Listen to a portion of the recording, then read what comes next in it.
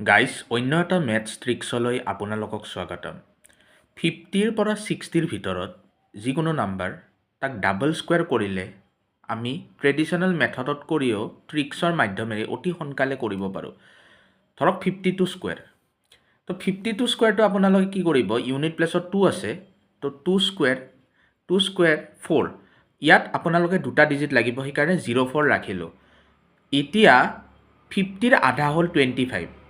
25 plus 2 50ৰ পৰা 52 কিমান বেছি আছে 2 বেছি আছে তো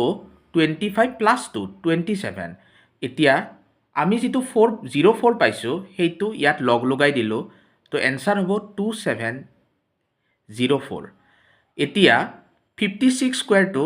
মই অতি সহজে কৰিব পাৰোঁ যাৰ এনচাৰ হ'ব 3136 কেলকুলেটৰ সহায় নোলোৱাকৈ আমি কৰিব পাৰোঁ